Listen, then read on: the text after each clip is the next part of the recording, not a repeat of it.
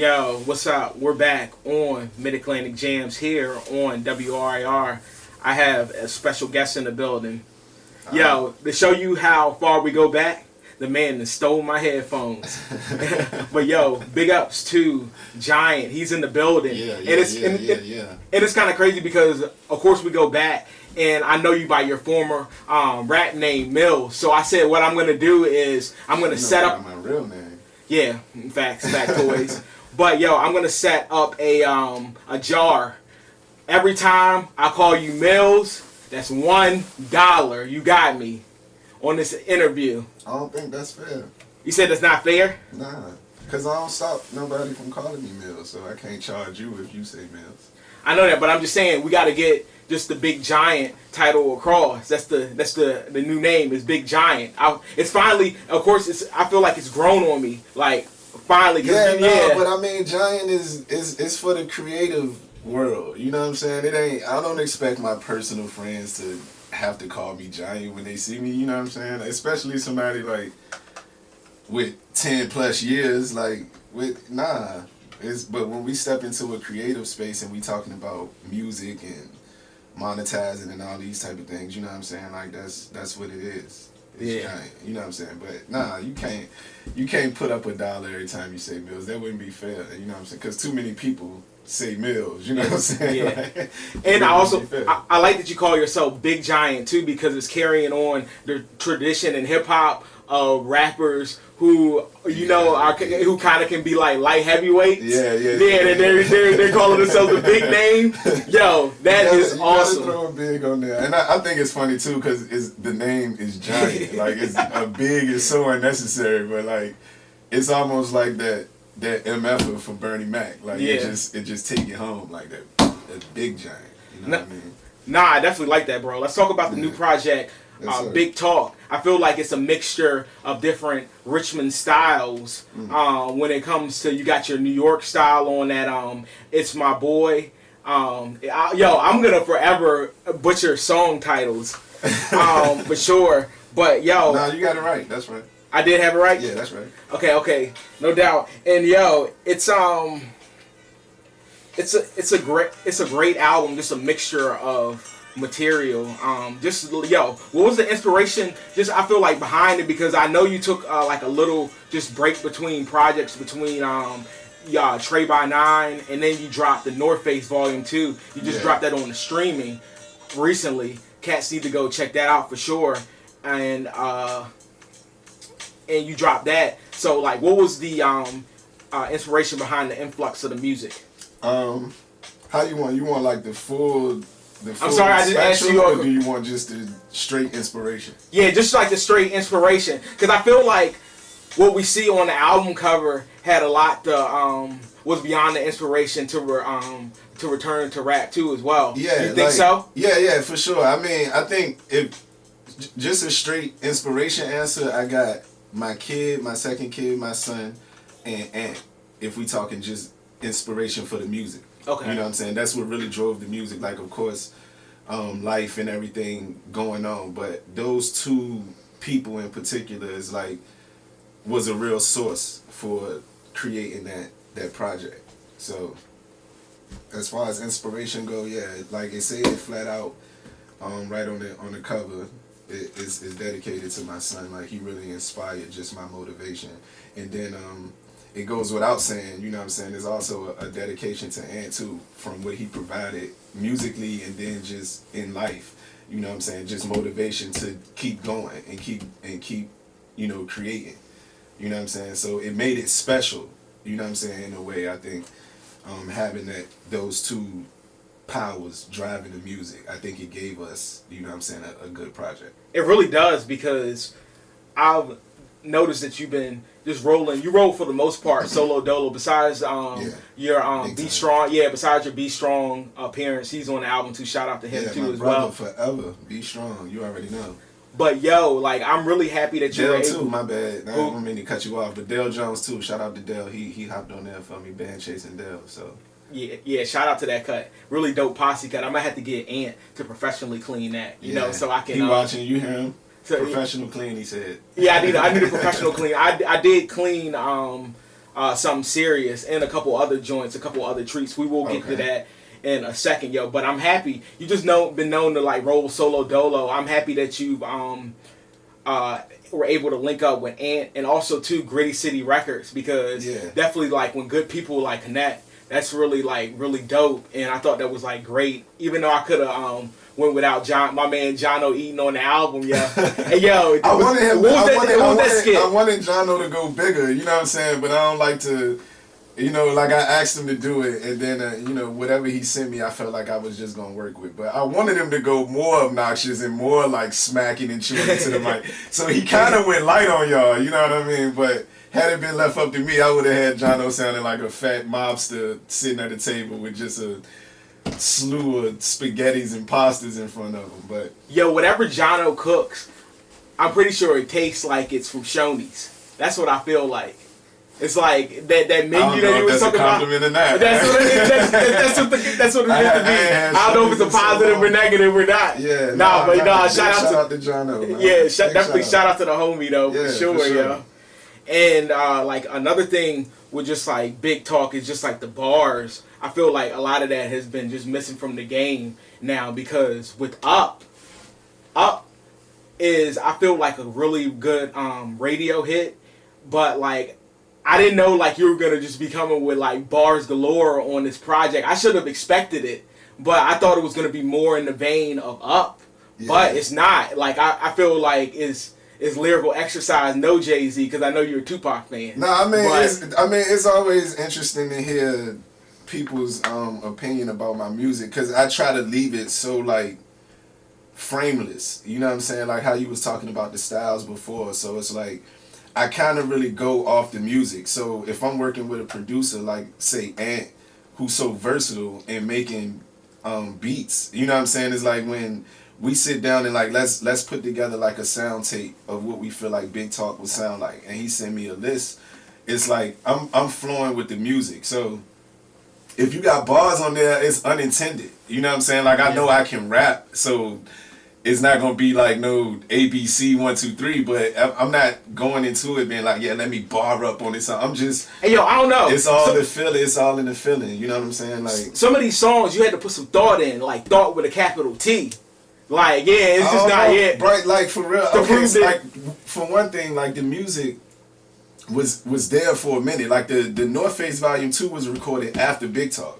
Okay. You know what I'm saying? So the music been there for a while, and then, I do remember that. Yeah. Shout out to my uncredited appearance on the North Face Volume 2. It's like I didn't really do anything else. But when the music was being recorded, like it was so natural, like it was flowing. It wasn't a lot of thought as far as let me say this here or put this there. It was just it really just came together like effortless. Okay. You know what I'm saying? Like, and those type of things too, being an artist, when you're going through the process of making something, you know what I'm saying? It's like certain things that you kind of pick up on. It is like a telltale sign of like you got something. Okay. Like something is going right. You know what I'm saying? Like when you just walk into a situation and, you know what I'm saying, you get a beat and then it's like the words flow. You know what I'm saying? And then somebody, for me, like I don't do pen and pad. So when the words is flowing easily, I know it's like, oh, I'm really connected to whatever this is, whatever that sound is, or you know what I'm saying? And that's like almost everything on Big Talk. I don't think I spent more than a day and a half on any song on there. You know what I'm saying? A lot of them joints was put together the day and sent me the music. Because I was in the mode for one, and then it was just so easy to flow to it. You know what I'm saying? Yo, and that's crazy. Speaking of feeling like coming across something special, that joint, The Stump, we're about to get into it in a few minutes. But yo, this man Spoon hit me up. Big up the Spoon. He hit me up. Spoon, dog. Yeah. He was like, yo, this Stump is amazing, and Mills does a really good job of making music that makes like people feel good. He said that. That's a really good compliment. Like, talk about The Stump real quick before we get into that joint. He texted me, just a quick side on that. He texted me, it was amazing. He didn't text me all the extra sentiment, so I appreciate hearing it. No problem. But nah, The Stump, I don't know. It just, like I said, it was another one. Like he sent, and as soon as you turn the beat on, You know what I'm saying? Well, to me, you know what I'm saying? As soon as I turned the beat on, it was just like, it hit me in the chest. And for some reason, it just gave me like a riot-y type feeling.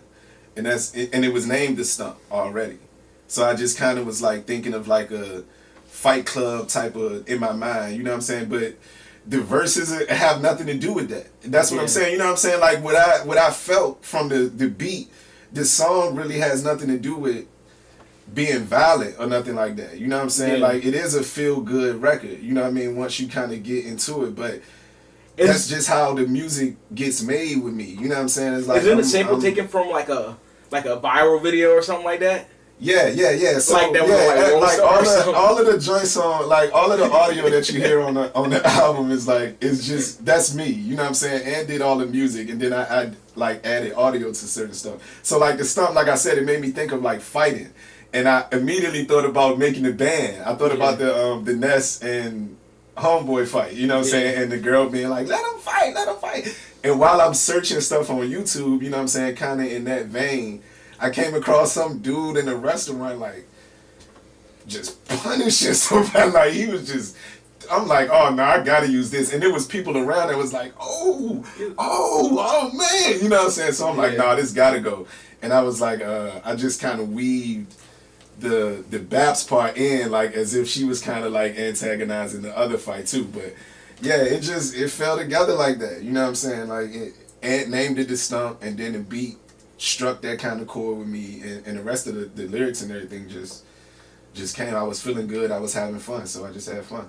Mills turning a negative of social media into a positive with The Stump, a good song, because yo, social media be just on some BS these days, though. What you mean?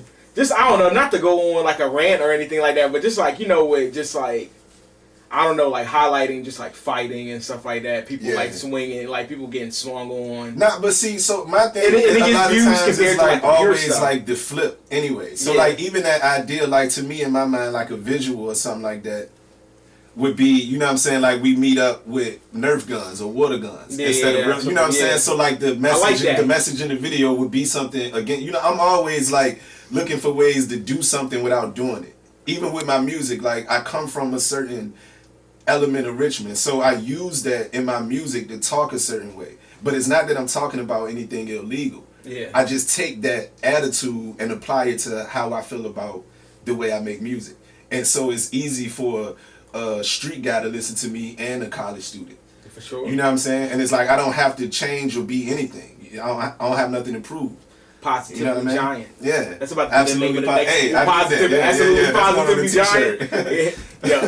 Instead, we can definitely have brand talks between the break, yo. Let's get to the Stomp here on Mid Atlantic Jams. Keep it locked here. Oh, Big West.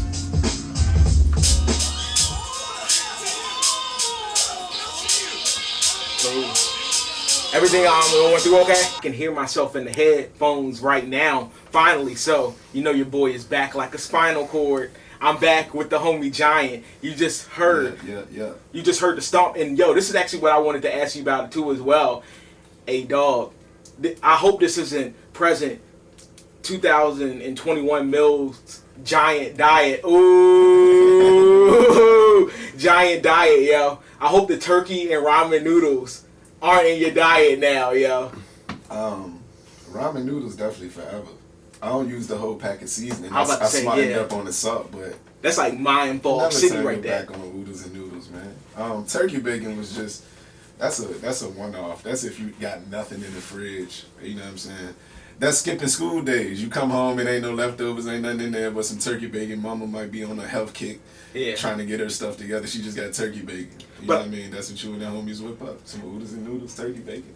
But you know, I already know, dude. I can't judge.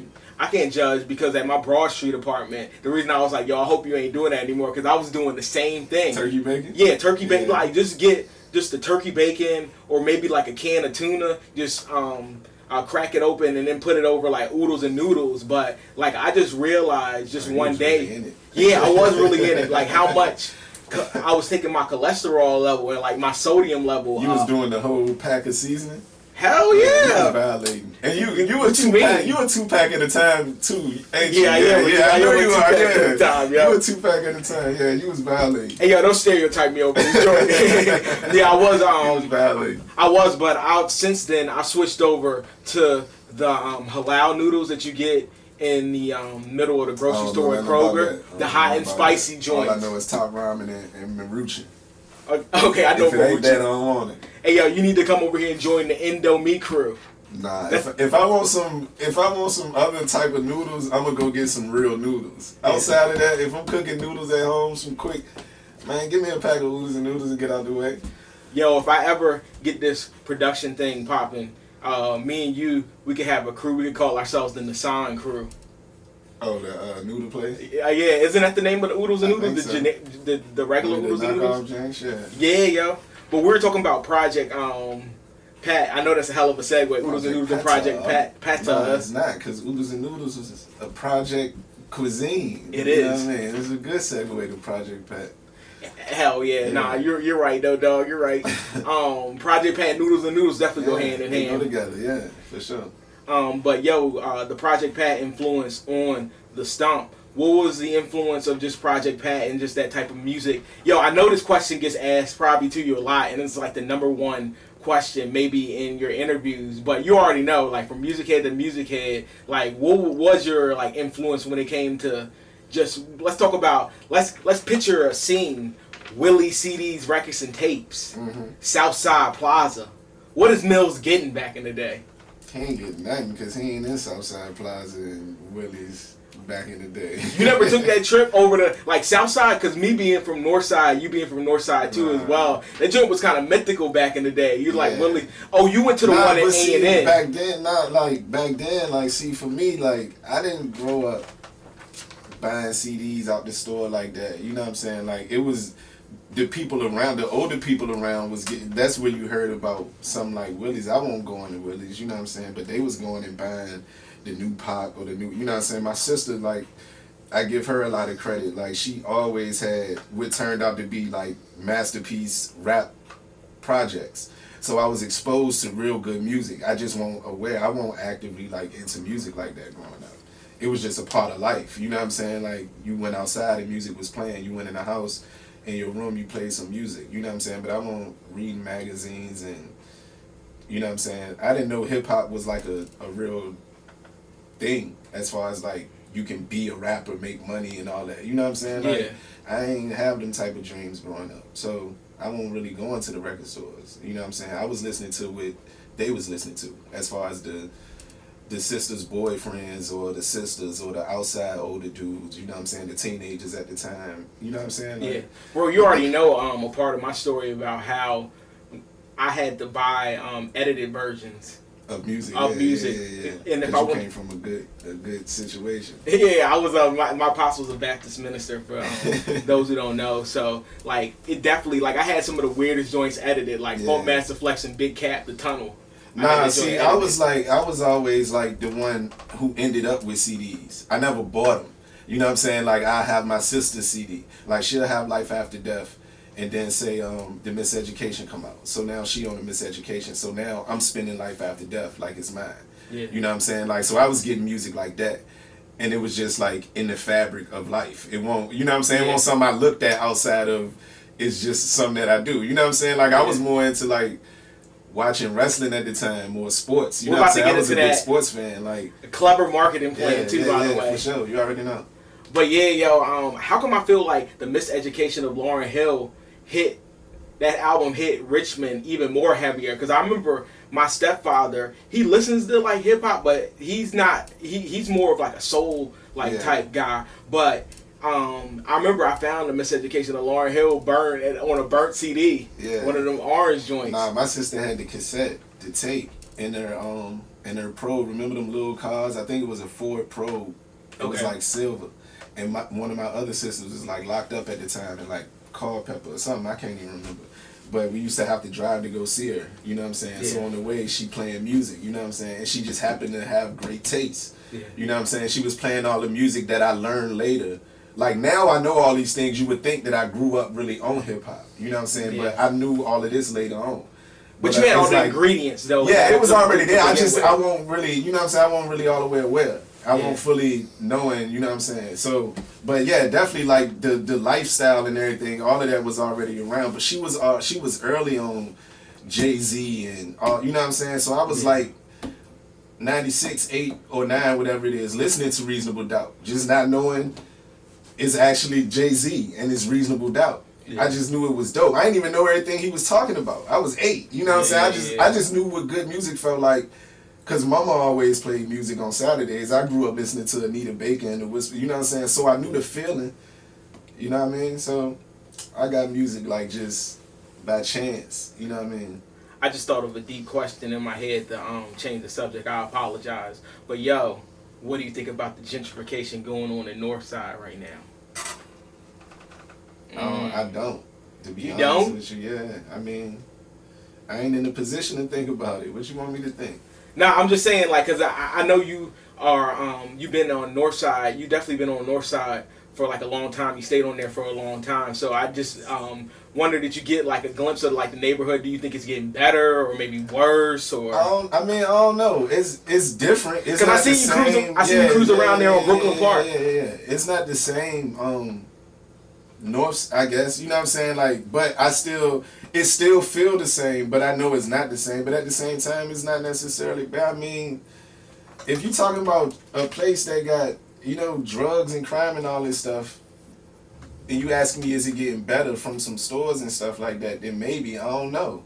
You know what I'm saying? I'm not in a position to have, you know what I'm saying? Like, I would feel like other things will make me feel like it's getting better. You know what I'm saying? Like, gentrification is like not high on my list. You know what I'm saying? If I supposed to have a problem just because white people moving back into the neighborhood, then it has to be a reason. There got to be some white people moving there with bad intention, or you know what I'm saying?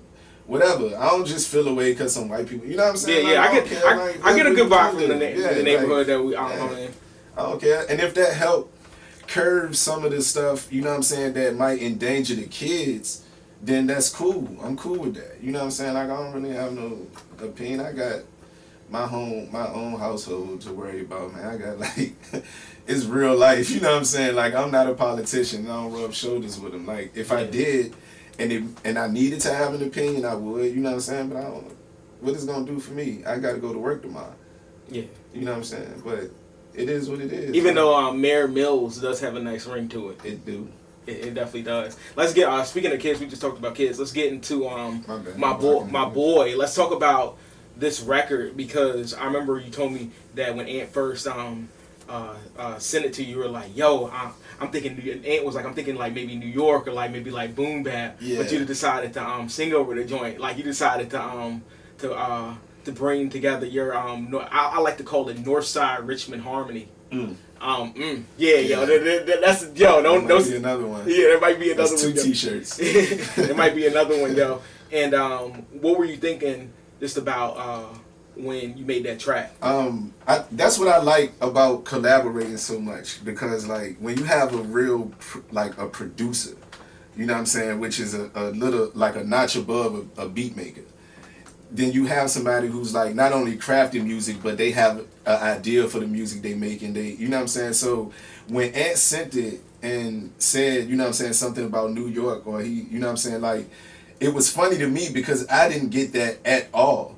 Like, when I first pressed play, I got melody, you know what I'm saying, and I got something felt sentimental almost about it. Like, I didn't think Stairwell or Hoodie, or I didn't think New York at all when I heard it, you know what I'm saying. But that's the beauty of making music, you know what I'm saying. Like, he making it, sending it off in one train of thought, and then I'm receiving it and sending it back in a whole nother, and it's dope, you know what I'm saying, when they come together. And to take it somewhere else, you harmonizing over it might actually send it to different and maybe even farther places than if you would have spit 1,000 bars over it. Yeah, see, but that's not a beat that I would have got and spit 1,000 bars to. Like, I didn't get that from that beat. Okay. You know what I'm saying? Like, I didn't get that at all. Like, if he would have played it for me and said, yeah, this is my New York, I would have been like, nah, this joint don't really hit like that as far as being a New York, you know what I'm saying? But for him, it might. But when I got it, like I said, like, I immediately felt a melody, and you know what I'm saying, felt like, nah, this is more like soothing. You know what I'm saying? Like, it was more like a sit back, kind of relax, kind of, you know what I'm saying, kind of vibe to me. So that's why I got the My Boy track from it. You know what I'm saying? Like, it came like that. Word. You know what I mean? But like you saying, like his, and it's funny because it's no telling who gonna hear that song and they might think what he thought, or they might hear it and feel like what I felt. You know what I'm saying? Like, that's the great thing about it. You know what I'm saying? Like, once you make it, it's done. It's not yours no more. That's the way I look at it. Like, once I do it, it ain't for me no more. It's for everybody else. For consumption. Yeah. So however you feel is how you feel. Like, hopefully you like it though. Bet, yo, let's get into my boy here, and we're gonna get into another joint off the album called Something Serious. This is Mid-Atlantic Jams. Time is definitely flying. We got Mike Medic rolling through at 3 p.m. from Middle East Coast Mecca. Big up to everybody who's tuned in on IG and on air as well right now. Let's get into my boy Giant, produced by Antisymbol, Mid-Atlantic Jams.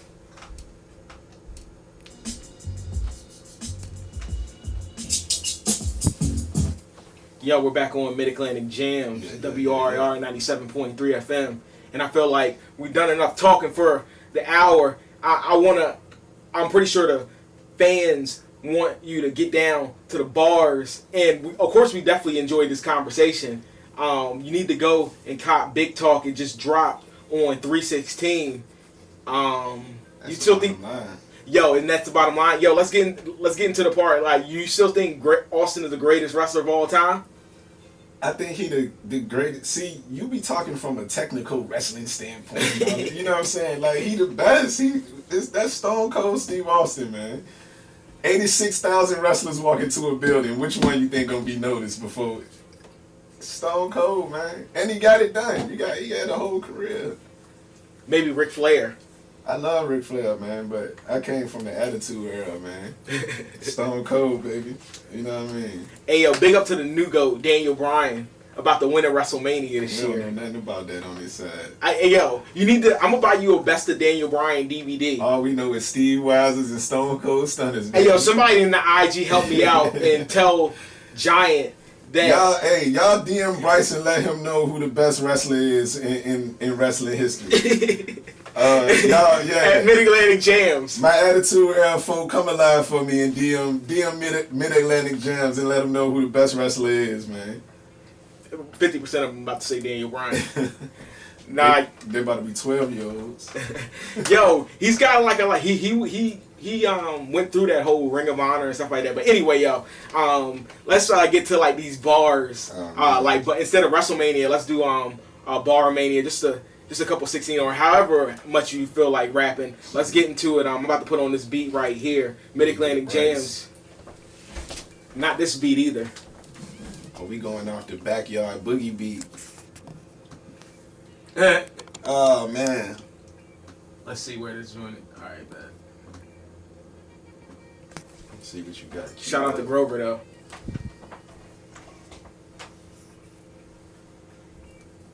Try to take me somewhere I don't want to go. Told you leave the price. You hear it all right in the headphones? It's low. You hear it all right now? Oh, that's real low. There you go. Real quick, man. Robbery type. Dove off the deep end like Geronimo. Mic'd up like a Monday night. Live as a Sunday fight. I'm Tyson up in 89 on the one-way flight. Black trunks and red gloves about to run your light. It's a first round knockout. Every time I swing, sending them straight up top. Yeah, that's a north side thing. Yeah, it's Richmond in my sentence every time that I spit it. Big giant on your land, about the Bigfoot printed. Need my... And you saying my name, just know that we ain't playing the same. I kick like Liu Kang, my Wu-Tang sit on your brain. But the 36 chambers, you just into the flames. Bang, get what I'm saying, man, simple and plain. As I cruise without changing the lane. Steering wheel in the dashwood grain, the same as the frame. Party of life. I don't know, man, I'm fooling around, That was dope, y'all. Shout out to Shout out to I had to keep it clean. I almost slipped. I can't, get it in like I want to for real, but. And yo, Big Talk is available now on all streaming services. Yes, sir. Big Talk. Hit me up at Who Is Giant at whois_giant on IG. Follow me. Get into the music. Get tapped in. You know. Richmond, Virginia. 804. Every day, all day. You already know. Richmond, Virginia. Yeah, Richmond, Virginia. Yeah. Big Richmond. Big Richmond. You know. Yo, Mid-Atlantic Jams, we'll be back in a second. I gotta play a commercial real quick. I'm gone, man.